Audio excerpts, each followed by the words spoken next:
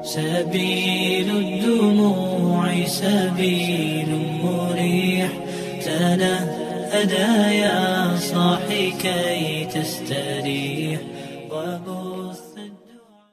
بسم الله الرحمن الرحيم. السلام عليكم ورحمة الله وبركاته. الحمد لله رب العالمين والصلاة والسلام على أشرف الأنبياء والمرسلين وعلى آله وأصحابه أجمعين.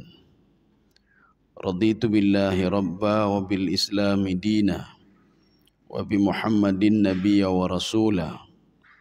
رب اشرح لي صدري ويسر لي أمري واحلل عقدة من لساني يفقه قولي.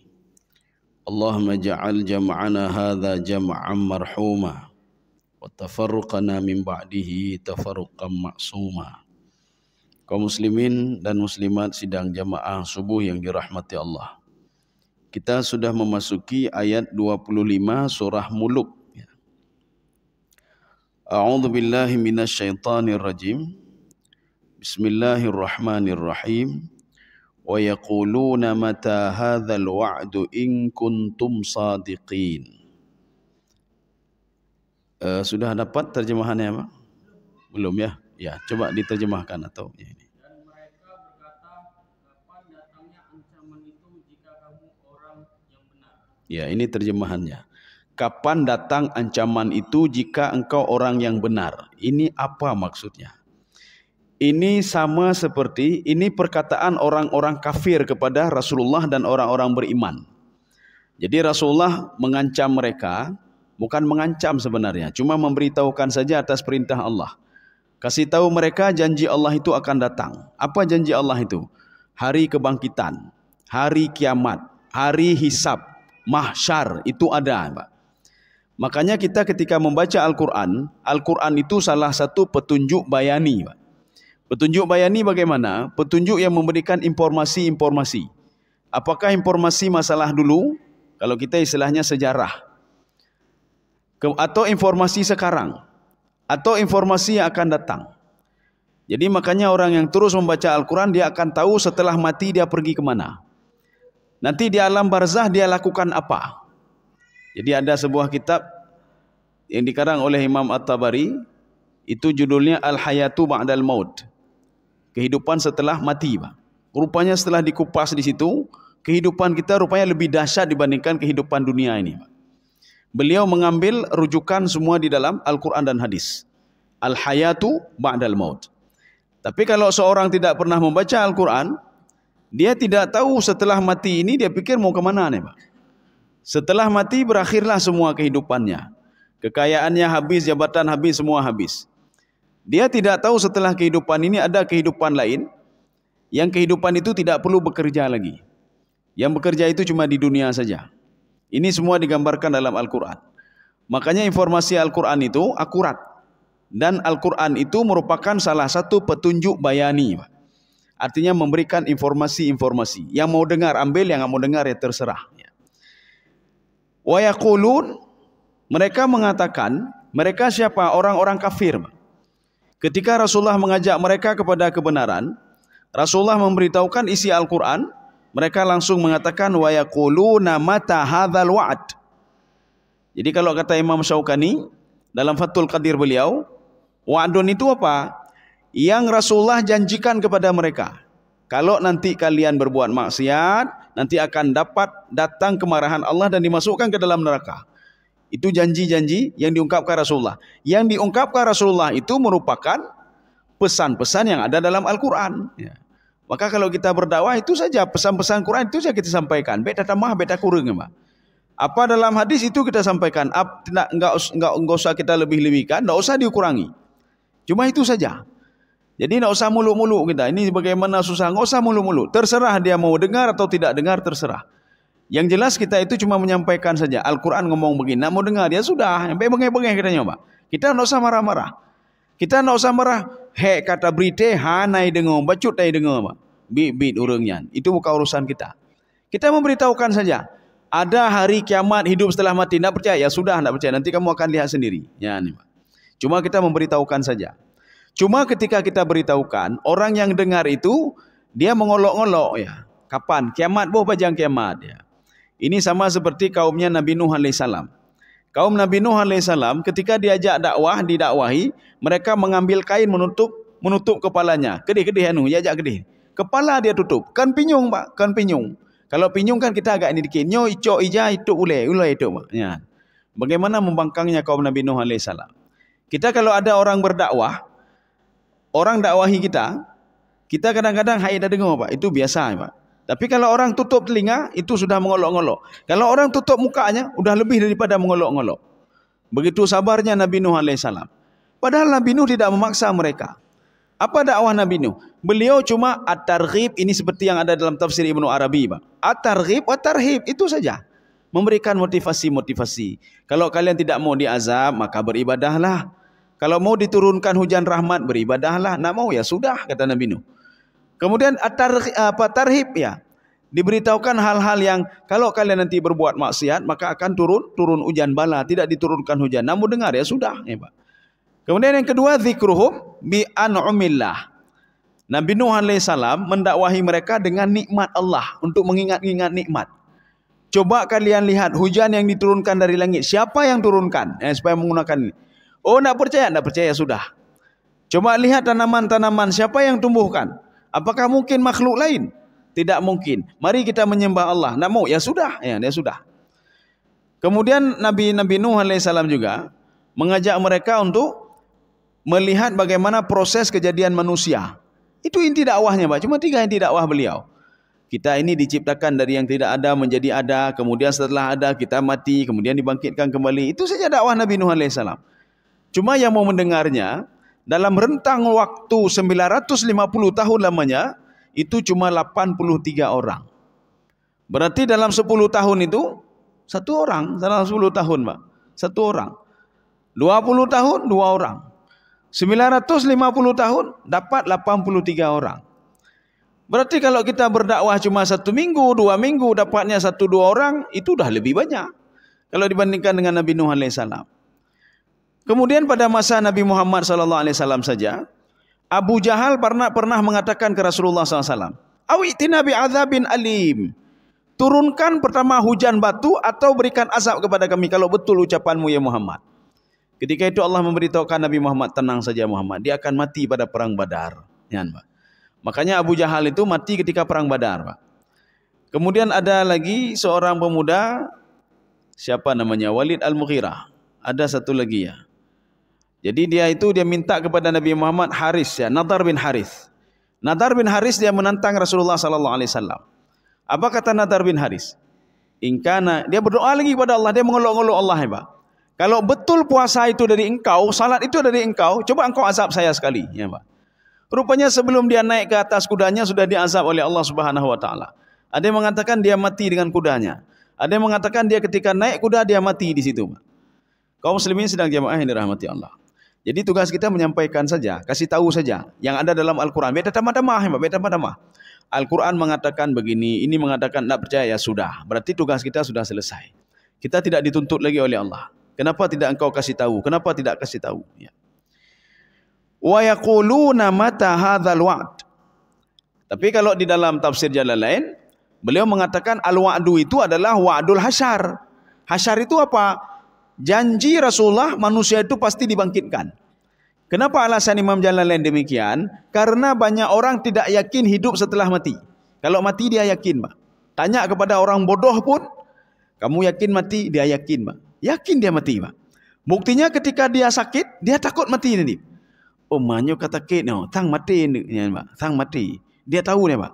Orang kafir pun tahu kalau dia itu mati. Siapapun tahu, Pak. Fir'aun saja tahu kalau dia mati, Pak. Mana buktinya?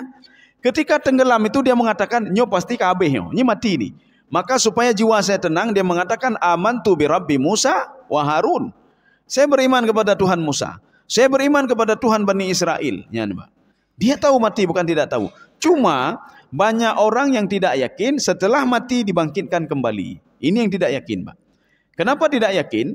Karena tulang belulang dia sudah hancur dan berserakan. idza muziktum kulla mumazzaq innakum lafi khalqin jadid. Ya nih Pak. Jadi ada orang kafir yang mengolok-ngolok Rasulullah sallallahu alaihi wasallam di depan orang lain. Coba lihat Muhammad ini. Dia mengatakan kalau kita sudah mati dan tulang kita sudah berceceran, kita akan bangkit kembali. Masuk akal enggak kata dia, Pak? Ya, orang kafir ini mengatakan, masuk akal enggak? Tetapi hal ini tidak dijawab oleh Rasulullah. Langsung dijawab oleh Allah Subhanahu wa taala. Apapun yang kalian lakukan, tulang kalian sekecil apapun tulang kalian, nusawiya banana, akan saya rakit kembali kata Allah Subhanahu wa taala. Hana dapat teh. Ya. Oh, kalau tidak percaya, kejadian-kejadian yang akan diceritakan masa depan oleh Allah sebelumnya sudah terjadi juga. Mana kejadiannya? Kejadian Nabi Uzair tidak pernah dibantah oleh Bani Israel, tidak pernah dibantah. Ketika tulang belulang keledai beliau itu sudah berserakan, Pak. Tetapi bisa dirakit kembali oleh Allah Subhanahu wa taala. Sehingga Allah mengatakan, "Undur ilal himar." Coba lihat kepada keledaimu, ya, Pak. Lihat kepada makananmu, lam yatasannah. Makananmu secara logika, kamu sudah lama tidur, pasti hancur makananmu. Tetapi makananmu masih seperti semula, yang hancur cuma keledaimu, ya, Pak. Kan sebenarnya terbalik, Pak. Makanan 2 hari, itu apa buah-buahan itu 2 hari sudah layu, ya, Pak. Tetapi kalau ada binatang 1 hari 2 hari nak makan dia biasa saja, dia enggak hancur dulu, Pak. Setelah berapa bulan baru dia itu mati, Pak. Itu pun tidak hancur semua. Setelah setahun baru tinggal tulang belulang. Tetapi ketika Nabi beliau Uzair, beliau bangun, beliau lihat tulang belulang yang ada, tapi buah-buahannya masih segar, ya, Pak. Masih segar. Artinya Allah ingin melihat, coba kamu lihat. Buah-buahan kamu lam yatasannah, tidak ada perubahan sedikit pun. Tetapi keledaimu sudah jadi tulang belulang. Maka dirakitlah tulang belulang itu di depan Nabi Uzair, Pak. Baru Nabi Uzair percaya. Kaum muslimin sedang jamaah yang dirahmati Allah. Artinya contoh sudah ada. Cuma kita akan mengatakan begini. Bagaimana contoh itu kami enggak melihat? Kita memang tidak melihat. Tetapi apakah kita tidak percaya, Pak? Dari omongan-omongan orang-orang lain, Pak. Bani Israel membuat cerita seperti itu. Mereka menceritakan. Kalau yang ngomong satu orang kita wajib tidak percaya. Tapi kalau sudah semua orang ngomong tentang cerita itu akan menjadi mutawatir, Pak. Artinya tidak perlu kita ragukan lagi. Contoh ya, seorang kalau belum ada televisi, Pak, televisi tidak ada apa-apa, tidak ada. Cuma ada orang berangkat haji. Ketika balik haji apa kata dia? Oh, Ka'bah kan lagenyo Ka'bah. Oh, begitu, terbayang sama kita. Yang ngomong satu orang. Kemudian tahun depan datang lagi kepada kita, Ka'bah lagenyo. Kok sama ya, Pak? Besok datang lagi kepada kita, orang lain lagi ngomong Ka'bah seperti ini. Karena makin banyak orang ngomong cerita seperti itu, ceritanya menjadi mutawatir. Ketika kita pergi ke sana, ke Mekah, kita lihat Ka'bah, oh iya, ya seperti yang digambarkan orang kepada saya. Begitulah Ka'bah. Tetapi kalau yang ngomong cuma satu orang, bisa saja dia bohong. Ya. Makanya cerita Nabi Uzair tidak ada yang mengingkari, Pak. Sampai-sampai Bani Israel, beliau mengatakan termasuk Yahudi, wa qalatil yahudu Uzairu ibnillah. Uzair itu anak Tuhan. Kalau dia bukan anak Tuhan, tak mungkin dia tidur selama 100 tahun. Tak mungkin dia bisa bangkit begitu. Ya. Tapi kita tidak mengatakan anak Tuhannya karena Tuhan hamba Allah. Kenapa? Allah bisa saja menirukan lebih daripada 100 tahun. Ya, contoh 309 tahun lamanya. Kenapa mesti beda 309 tahun lamanya? Ada yang mengatakan 300 tahun, ada yang mengatakan 309. Ini berbedanya pada hitungan hijrah dan masehi. Ya, nampak. Jadi hitungan hijrah sekian, hitungan masehi sekian.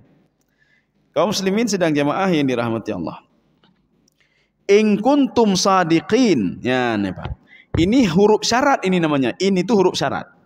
Maksudnya begini. In kuntum sadiqin. Kalau kalian, siapa kalian itu? Ini ucapan ini diucapkan orang kafir untuk Nabi Muhammad dan sahabat-sahabatnya. Sahabat Nabi mengajak mereka, mari kita salat. Kalau nggak mau salat nanti diazab. Ya. Jadi mereka bertanya, mana azab itu? Mari kita beribadah kalau nanti ada kehidupan lain, kehidupan dibangkitkan di padang mahsyar. Mana mahsyar itu? Ya, Pak. Jadi ini syarat. Setiap ada syarat dalam Al-Quran ada jawab syaratnya, Pak. Jawab syaratnya mana? Ya, Pak. In kuntum sadiqin, kalau kalian benar, jawab syaratnya mahzuf, sudah dihilangkan. Kalau kalian benar, coba datangkan azab itu. Kalau kalian benar, coba buktikan kalau mahsyar itu benar. Allah mengatakan, dengar awaknya Muhammad, biarin saja. Dia sendiri akan tahu kejadian itu. Dia sendiri akan tahu. Ini dibuktikan begini. Ketika sekelompok Bani Israel, sab'ina rajulan limiqatina, ada 70 orang laki-laki yang dipilih oleh Nabi Musa alaihissalam untuk dibaiat. Ketika mereka mau dibaiat, apa kata Bani Israel? Kami tidak mau dengar baiat kamu ya Musa sebelum kami narallaha jahratan, kami melihat Tuhan langsung. Baik cerita-cerita Tuhan kena. Kami ingin lihat Tuhan langsung. Fa akhadhathumus sa'iqah. Ketika itu mereka semua ini dihancurkan oleh Allah Subhanahu wa taala. Angoh mendung, Pak. 70 orang itu hangus semuanya. Ketika itu Nabi Musa berdoa kepada Allah. Ya Allah, kalau begitu rugilah saya berdakwah selama ini. Masa gara-gara satu orang yang mulutnya sudah engkau musnahkan mereka semua. Jadi kamu mau apa kamu ya Musa? Nabi Musa mau hidupkan kembali mereka. Boleh kata Allah. Saya akan hidupkan mereka sendiri-sendiri, bukan hidupkan semua, tidak. Untuk apa? Supaya yang saya bangkitkan itu dia melihat saudaranya. Oh begitu rupanya dibangkitkan. Yang selanjutnya melihat lagi saudaranya. Begitu dia dibangkitkan. Setelah saya azab mereka dengan azab yang angus mereka, jadi arang. Arang ini kemudian terakit kembali, jadi tulang-tulang kembali, akhirnya jadi orang. Makanya dibangkitkan satu-satu oleh Allah. Ketika yang ke-70 dibangkitkan, dia melihat teman-temannya yang ke-1 sampai 69. Udah jadi arang semuanya. Tetapi ketika itu dibangkitkan oleh Allah satu-satu, Pak. Nyan, cikalen, contoh barang. Oh begini rupanya. Bangkit lagi yang ke-68. Ini contoh barang, ini contoh barang. Akhirnya mereka tetap tidak beriman juga kepada Allah Subhanahu wa taala. Nyan, Pak. Aneh pedih jika Allah. Apakah kita mau sampai seperti itu, Pak? Gepedeh langsung Pak katanya, ini caranya begini, caranya begini. Nyan. Kaum muslimin sedang jamaah yang dirahmati Allah. Ini seperti permintaan Bani Israel. Apa kata Bani Israel? Wahai Isa, kalau kamu betul-betul Nabiullah dan Rasulullah, tolong minta makanan dari langit turunkan ke bumi. Coba. Takunu idan li awwalina wa akhirina wa ayatan minka. Coba kamu minta turunkan. Kalau sudah turun baru saya percaya.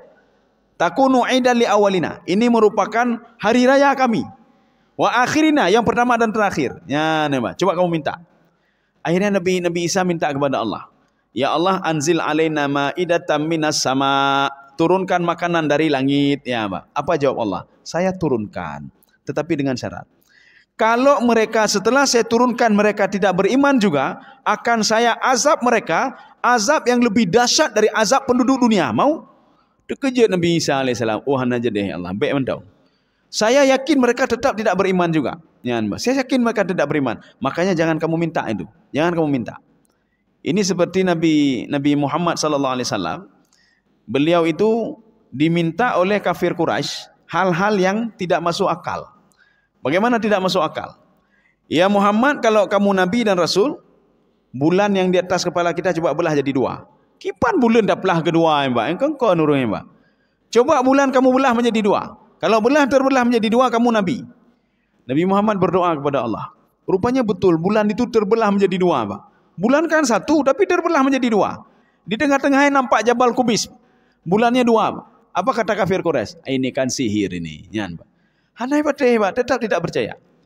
Maka kalau kita mendakwahi seseorang, kita katakan bertegah-tegah ente azab, ente waktu yang 4 azab, dah azab. Ente catat 5 malaikat, dah malaikat. Itu kalau sudah seperti itu tak usah dilayani lagi, Pak. Malaikat dah malaikat. Lo ya apakah Pak malaikat baik catat ilai, Pak. Ikan mengolok-ngolok namanya. Jadi kalau sudah seperti itu jangan layani lagi, Pak. Dia akan tahu diri sendiri, Pak. Kapan dia tahu diri? Tahu diri kata Allah, sebejat apapun orang itu, dia akan tahu diri dan teringat kepadaku dalam 2 hal. Ketika sakaratul maut, dia pasti teringat kepadaku. Ketika aku bangkitkan di padang mahsyar, dia akan teringat kepadaku. Dan dia akan mengakui dosa-dosanya yang sudah dia lakukan di dunia dulu. Maka hana bupu, Pak. Kalau kita salat diolok-olok oleh orang biasa saja itu, hana bupu. Yang jelas dia tidak bisa memudaratkan kita. Olok-olok terserah, biarin saja dia olok-olok. Ya pegahnya, biarin saja, Pak. Makanya Allah mengatakan, ya Muhammad, kamu diolok, tidak masalah. Yang mereka tidak bisa memudaratkan kamu sedikit pun tidak bisa. Abu Lahab bagaimana mengolok-olok Nabi Muhammad, Pak? Pamannya sendiri, Pak. Paman Nabi itu, Abu Lahab, Pak. Tetapi Abu Lahab sedikit pun tidak pernah bisa melukai Rasulullah SAW. Walaupun katanya mau diinjak-injak, mau diambil batu, tapi tidak bisa, Pak. Tidak bisa. Kalau itu belum dalam ketetapan Allah. Kita orang lain tidak bisa macam-macam sama kita. Termasuk memberi rezeki, menahan rezeki. Apalagi mudarat. Tak bisa sama sekali kecuali dengan izin Allah. Mana kita buktikan sekarang, Pak. Iblis, bagaimana hebatnya iblis, Pak. Syaitan, bagaimana hebatnya syaitan. Dia bisa berada, artinya kalau dulu itu bisa sampai ke langit ke-7 dia berada. Tapi ini dia tanpa ruang. Apapun bisa dia lakukan. Tetapi tatkala dia itu ingin memudaratkan seseorang, dia minta izin dulu sama Allah. Tak bisa macam-macam ni, Pak. Fa bi'izzatika la ukhwiyannahum wa la uzayyina lahum. Dengan izinmu ya Allah, dengan kekuasaanmu, tolong saya, boleh enggak saya itu kan sipulan ya Allah? Minta izin dulu, Pak. Ya. Sehebat apapun setan itu. Maka anak boleh ya ke setan, puyo ke setan, Pak. Dia saja takut kepada Allah. Masa kita tidak takut sama Allah? Nya setannya cukup ya juga Allah, Pak.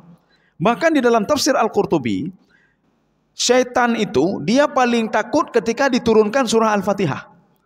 Makanya Al-Fatihah itu selalu, kenapa Al-Fatihah ni, Pak. Dia sedang dah duduk, katanya kalau tidak bisa baca Al-Quran, Pak. Quran hanjit dah hafal manju.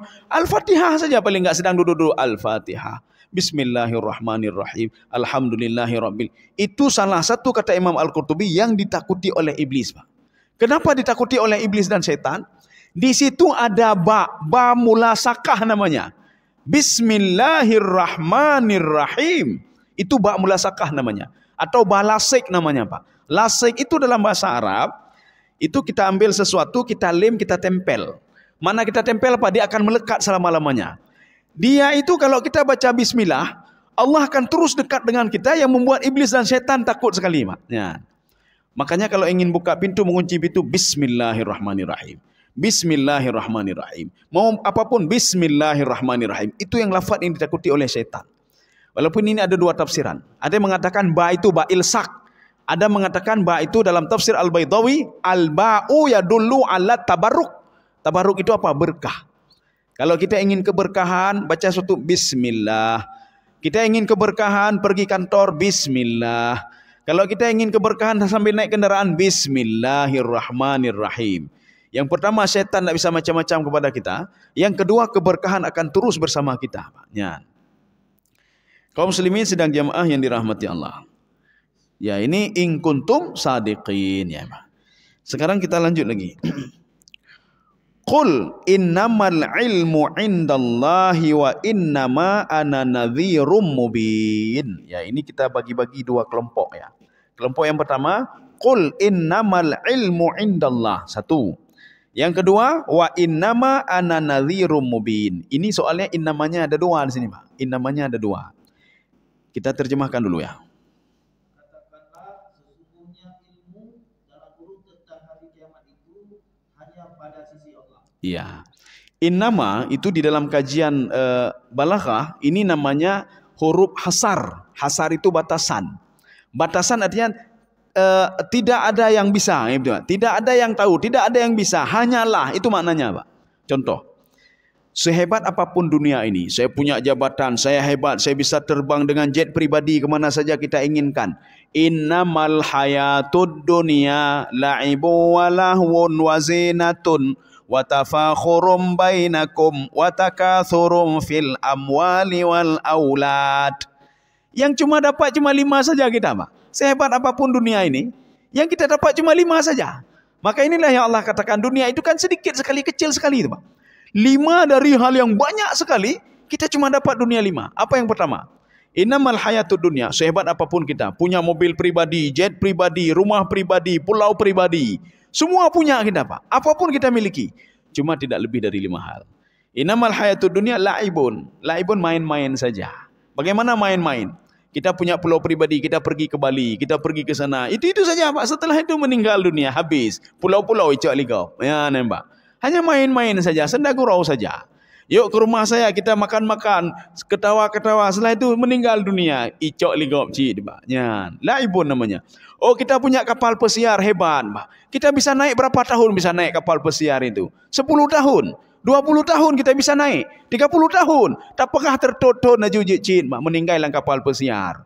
Kemudian jenazah-jenazah dalam kapal pesiar. Cuma 100 tahun saja. Ini namanya kan la'ibun, Mak. Walahun, lahun pun ipelale, Pak, ipelale, Pak.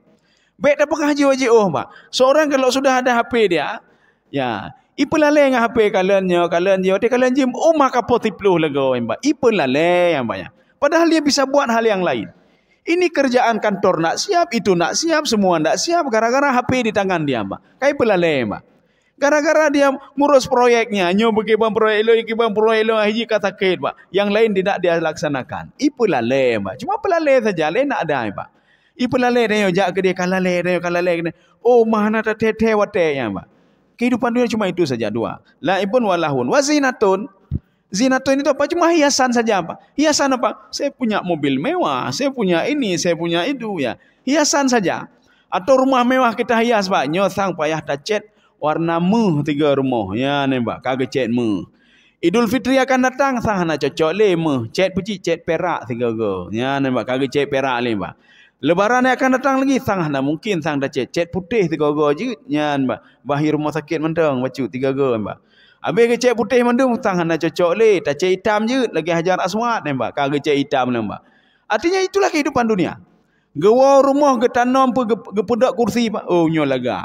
Idul Fitri selanjutnya hana laga mesti pinah lom nembak. Beli mobil baru lagi, oh hana laga le, gantolong. Itu saja kehidupan dunia, tak ada apa. Hana lain nembak. Cuma itu saja, ya nembak. Kemudian watafakhurun. Tafakhur apa? Bangga diri. Saya punya mobil 5, kamu berapa punya? Cuma itu saja apa. Yang jelas dia tidak bisa memudaratkan kita. Dan tidak bisa berbuat apa-apa kecuali seperti itu. Saya punya harta banyak. Punya di sana, di Bali, di Afrika, di Eropa. Semua saya punya. Ya cuma itu saja. Watafakhurun ya, Pak. Maka Rasulullah mengatakan begini. Sehebat apapun seorang itu. Dia menginginkan emas, ingin ini, ingin itu. Perut dia cuma segini kata Rasulullah. Apa maksud kata Rasulullah? Mengandung makna filosofi yang luar biasa, Pak. Rasulullah mengatakan. Sehebat apapun seorang itu. Dia punya pulau pribadi, punya. Yang dia pikirkan cuma perut dia segini, Pak. Kalau sudah laparnya meh ini pikir, Pak. Punai pajuh meh. Hanai pajuh meh, Pak. Kalau dia mengatakan saya punya kapal pesiar, waktu dia lapar kata Rasulullah, bukan kapal pesiar yang dia makan, dia pasti cari makanan, nah minta makanan, Pak. Sebenarnya segini perut dia, yang dipikirkan cuma perut sebenarnya. Bukan itu yang dipikirkan. Ini hotel saya mewah sekali. Watedu ya minta makanan cik, Pak. Minta makanan juga. Sama orang kaya, orang miskin ketika lapar cari makanan, Pak. Jadi itu cuma dibangga-bangga saja. Wa tafakhurum bainakum wa takasurum fil amwali wal aulad. Banyak-banyak harta dan anak. Ya, Pak. Harta saya sudah banyak. Kamu berapa kamu gaji kamu? Sekian. Oh, lebih lelam. Berusaha lagi. Usaha ini habis ketika seorang itu mulutnya disumbat dengan tanah. Atau dia itu diberdirikan di depan imamnya kabeh, Pak. Usaha kabeh kadeh. Dulu dia pelung kena kumpul watekah di keimum payah deng, Pak. Ya, payah likimum meninggal dunia. Jadi itulah ini innama namanya huruf hasar. Ini namanya jumlah hasar namanya. Jumlah hasar batasan. Wahai Muhammad, kalau engkau ditanya, ini uslub khitabi, gaya bahasa khitabi. Wahai Muhammad, kalau ditanya tentang hari kiamat, qul innama innamal ilmu indallah. Jadi masalah itu cuma Allah yang ketahui. Kamu cuma menyampaikan saja kalau hari kiamat itu akan ada. Ya, kalau hari kebangkitan itu akan ada. Ya, ini innama namanya. Yang lain tidak. Makanya Nabi Muhammad SAW paling tidak diberitahukan oleh Allah tanda-tanda kiamat. Yang diberitahu oleh Allah. Tanda-tanda kiamat diberitahukan oleh Allah Subhanahu Wa Taala, diberitahukan kepada Nabi Muhammad, sehingga Nabi Muhammad juga mengajarkan sahabat-sahabatnya. Salah satunya apa? Pengembala kambing ini juga mengandung makna filosofi, Pak. Pengembala kambing mereka berlomba-lomba buat bangunan. Ya, nampak buat bangunan. Maknanya apa? Sampai pengembala kambing saja, orang miskin saja hana tingat le ke Allah. Pelang urang kaya, ya, Pak.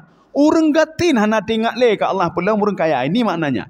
Jangan kita maknanya lain, kita maknanya lain. Oh, mampu hanjik pegak rumah menyang-menyang.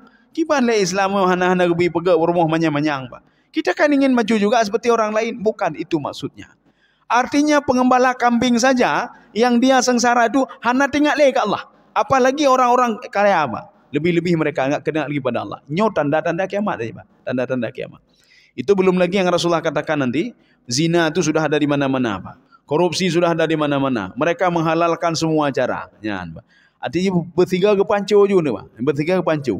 Maka 3 pancu itu adalah akumulasi ya dari dosa-dosa semua sudah terkumpul. Kakelah 3 ju, rupa 3 ju ketika kiamat ju 3, Pak. Kenapa? Karena sudah berbuat dosa-dosa yang banyak sekali. Kaum muslimin sedang jemaah yang dirahmati Allah. Sudah, ini yang pertama. Sekarang yang kedua. Wa innama ana nadhirum mubin. Ya, nih.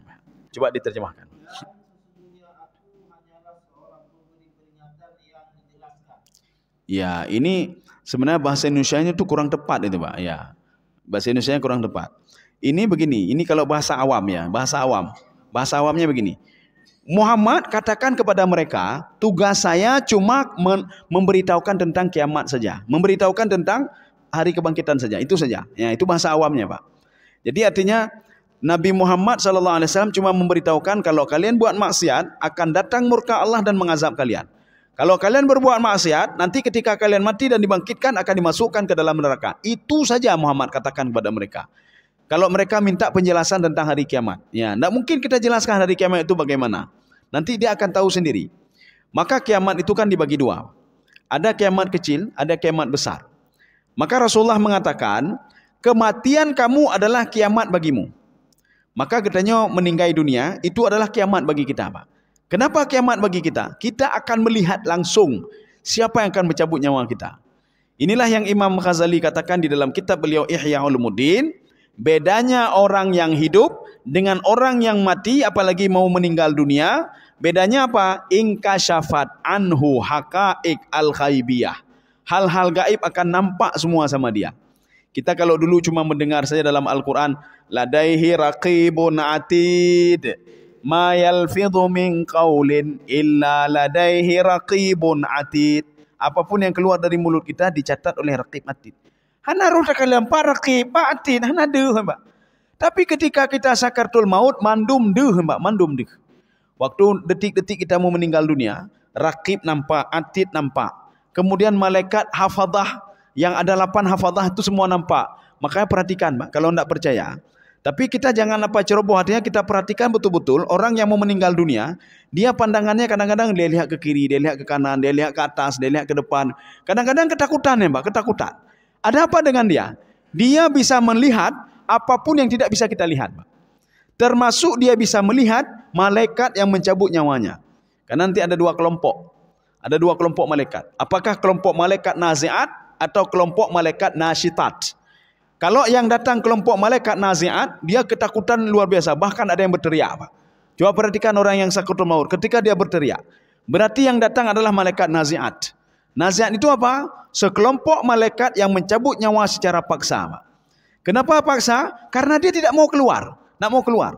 Alasan apa tidak mau keluar? Karena dia tidak beribadah. Dia takut sekali menghadap Allah Subhanahu Wa Taala. Dia takut sekali dengan azab yang akan dia dapatkan setelah itu. Maka dia tidak mau keluar. Karena tidak mau keluar maka dipaksa oleh malaikat untuk keluar. Tapi nanti ada datang malaikat nasyitat. Ya, nasyitat itu malaikat yang mencabut roh orang beriman secara baik-baik. Bahkan roh itu keluar sendiri, Pak. Keluar sendiri dan diambil oleh para malaikat. Dan malaikat imerepah, Pak. Imerepah ini artinya berebut. Mereka berebut untuk membawa roh ini ke iliyin, Pak. Ya.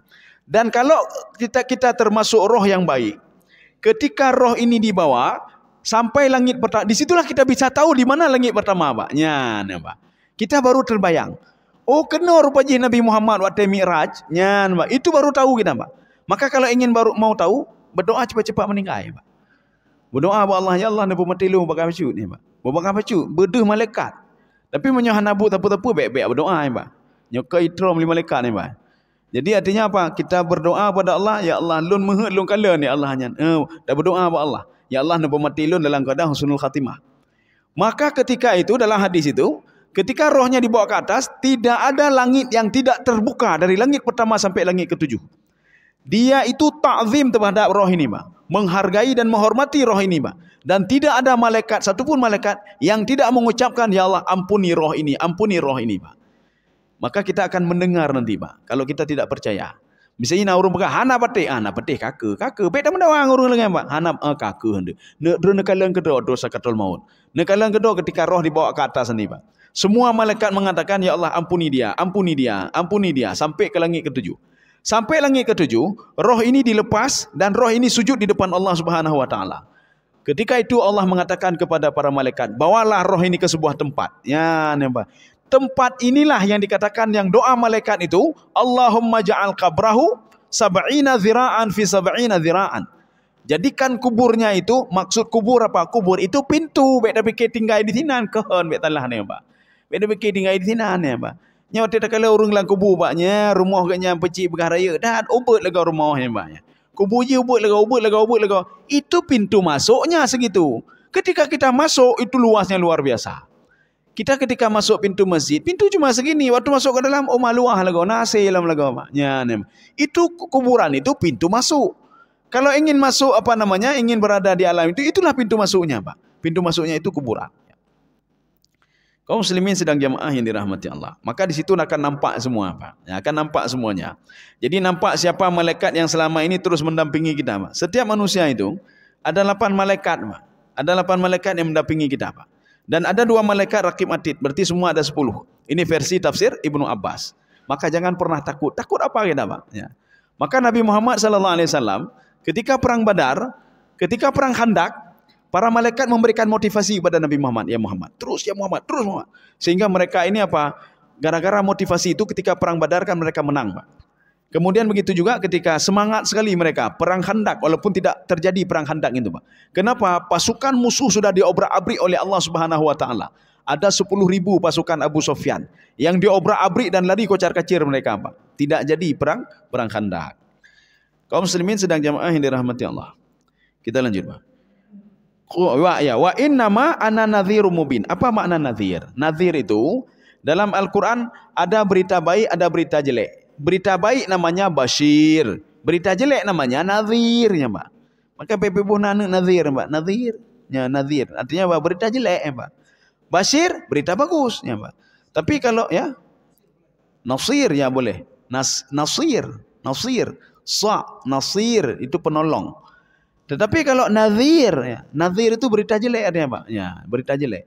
Tapi beda nanti dengan nadhir, beda lagi nanti nadhir wakaf, ya itu beda lagi. Ya, nadhir namanya dengan dha. Ini seperti apa? Zafir. Nang gebuhna zafira gebuhna, Pak. Zafira itu teriakan neraka artinya, Pak. Zafira. Jadi makanya ada orang tua itu ketika melihat di dalam Al-Quran sami'u laha taghayyudhan wa zafira, ya Pak. Sami'u laha taghayyudhan wa zafira. Zafira itu teriakan neraka. Mereka ketika mendengar, mereka mendengar teriakan neraka, Pak. Bagaimana teriakan neraka? Seperti suara keledai. Itu Pak ya, Pak. Jadi artinya kalau kita anak zafira, maki banyak nana zafira, Pak. Zafira boleh kita rubah menjadi zafira, keberuntungan, tapi tidak ada dalam Al-Quran, tidak ada, Pak. Zafira tidak ada, yang ada zafira. Kalau kita alasan kita memberikan nama anak itu sebab ada dalam Al-Quran, berarti itu neraka.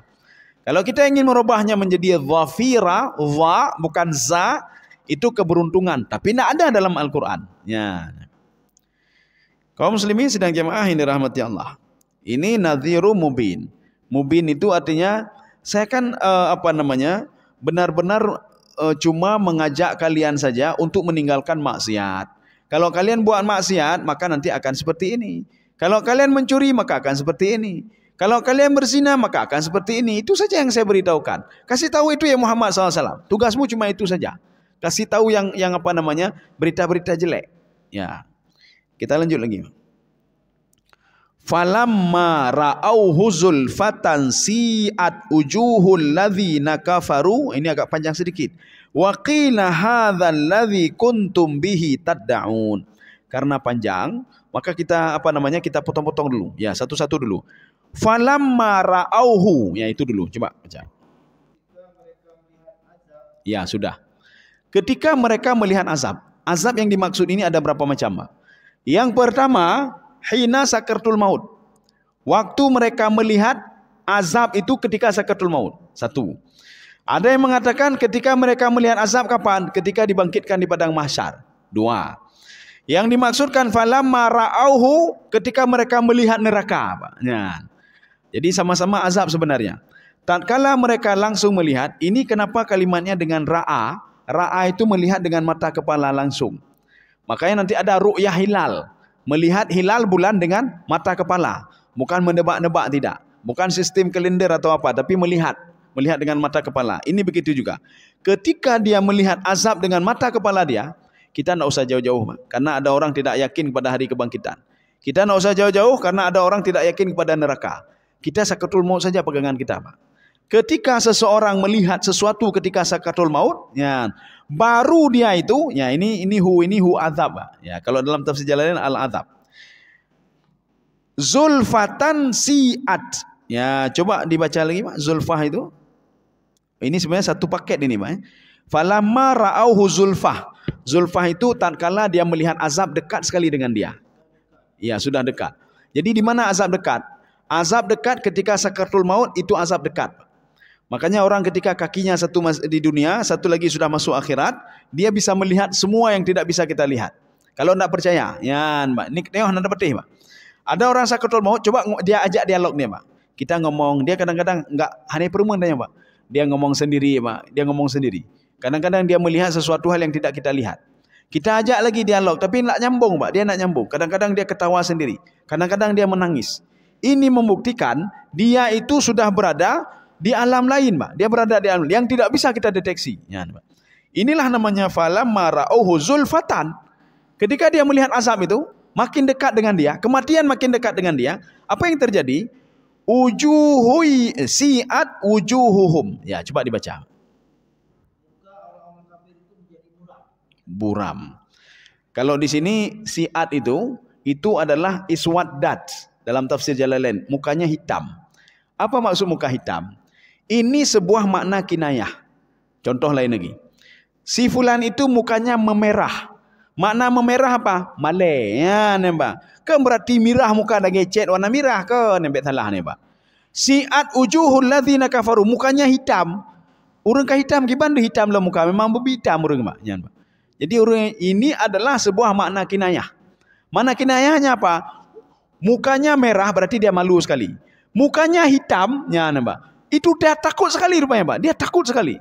Kalau nanti dalam kondisi ayat lain, mukanya hitam, dia sudah marah sekali. Ya. Ini maknanya apa? Sebagai kata ganti saja. Dia mukanya sudah hitam, macam-macam, Ron. Ijau litrotik, memang kawai hitam ni, Pak. Ya, Pak. Jadi kenyan maksudnya. Kamu hati-hati, muka dia sudah hitam itu. Artinya sudah marah sekali, Pak. Marahnya sudah naik puncak. Artinya kok muka sudah hitam. Gara-gara kamu muka dia sudah merah. Artinya apa? Kamale ni, Pak. Yang kamale. Muka merah muka tidak, Pak. Tapi kamale. Penggunaan kalimat hitam kemudian kalimat merah itu menggunakan sesuatu bukan pada tempatnya. Ini begitu juga. Si'at ujuhuhum, mukanya menghitam. Arti menghitam apa? Mukanya sudah ketakutan, Pak. Maka seorang itu takut kepada Allah tak kala sakaratul maut. Kenapa? Dulu tidak salat, dulu tidak beribadah, dulu berbuat maksiat, dia tidak bisa menjaga anggota tubuhnya. Salah satu anggota tubuhnya berbuat maksiat saja dia takut, Pak. Kapalonyo, jaronyo, gibanyo, tekan macam-macamnya, karak mati lonyo, giban caranya, Pak. Dia takut sekali, Pak. Ini kaki saya pergi ke tempat maksiat, ini gimana caranya? Tobat golam, tepu-tepu golam. Ya, ini maknanya si'at ujuhul ladzina kafaru. Muka dia sudah menghitam. Artinya dia ketakutan sekali, Pak. Ketakutan sekali. Wa qila hadzal ladzi kuntum bihi tukadzibun. Tad'un, ya. Sekarang kelompok yang ketiga. Ya, coba baca lagi. Dan dikatakan dalam Quran kepada mereka, inilah azab yang dahulunya kamu selalu meminta-mintanya. Iya. Ini ada yang enggak jelas dari terjemahan. Ini yang mengatakan siapa itu? Kan enggak tahu, Pak. Maka dalam tafsir dimunculkan, tatkala itu datanglah malaikat. Malaikat ni, Pak. Malaikat ngomong sama orang yang mau meninggal tadi. Ini azab yang kamu minta-minta. Ya, nampaknya. Abu Jahal dulu minta-minta azab. Dah azab. Diazab ketika perang Badar. Di situ datang malaikat, cok azab. Awain lelaki-lelaki, cok. Kemudian begitu juga Nadar bin Haris. Turunkan bala dari langit. Cok, Pak. Ucapan ini akan kita dengar dari para malaikat nanti, Pak. Artinya bergen, Pak, ngurungnya. Pegahnya hai peti. Kakak preh kata malaikat, Pak.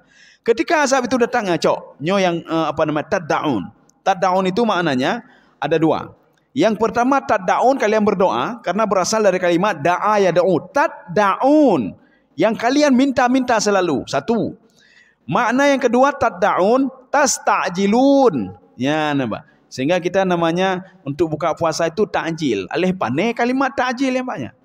Ta'jil ya. Ta'jil yang apa, Pak? Nak tahu kan? Ya. Ta'jil itu berasal dari kalimat ajala. Ajala ta'jil artinya apa? Cepat-cepat. Apa cepat-cepat le Pak? Kan nama pu Pak. Ya Pak. Ini ada cepat-cepat sedikit. Apa cepat-cepat sedikit? Ada ta'jil. Yang bahasa tahu le ta'jil Pak. Menu berbuka apa ta'jil Pak? Ta'jil asal kalimatnya seorang berdoa, ya Allah trip dah lagu berbagah ya Allah. Berbagah ya Allah. Ya Pak. Azab, berbagah azab. Itu ta'jil namanya. Atau tad'un. Kamu dulu minta-minta untuk diazab. Nyocok, jenocok. Hana perlu azab raya oleh Pak. Ini coba. Kamu akan dicabut nyawamu sekarang. Kamu akan berpisah dengan dunia yang kamu cintai. Kamu berpisah dengan jabatanmu. Kamu berpisah dengan anakmu. Ya Pak. Seakrab-akrabnya kita dengan istri kita. Dengan anak kita Pak. Mangat tahu deh Pak. Siap-siap untuk berpisah dengan mereka. Ya Pak. Beda fikir selama-lamanya Pak. Nyoy lun abadi, hana abadi, Pak. Apa abadi, Pak? Nyoy nang lun abadi, hana abadi, Pak. Kita punya harta, Pak. Ini hotel saya, siap-siap untuk berpisah, Pak. Ini anak saya, siap-siap berpisah. Ini kendaraan baru saya, seri terbaru, siap-siap berpisah dengan kendaraan itu. Kenapa? Kita masih hidup pada tujuan inti kita bukan di sini, ya, Pak. Tujuan inti kita kan masih jauh sekali, Pak. Latar kabun natabakan antabak. Kalian akan melalui masa-masa kata Allah Subhanahu wa taala. Tujuan akhirnya adalah nanti di padang mahsyar apakah surga atau neraka. Itu saja tujuan akhir kita, Pak. Jadi bukan di sini tujuan akhirnya. Maka kalau di dunia ini siap-siap saja untuk berpisah. Siap-siap untuk bisa dan siap-siap untuk berpisah dengan harta itu. Siap-siap berpisah dengan anak itu. Tidak selamanya kita bisa tersenyum sama istri kita, Pak. Tidak selamanya bisa tersenyum dengan anak-anak kita, Pak.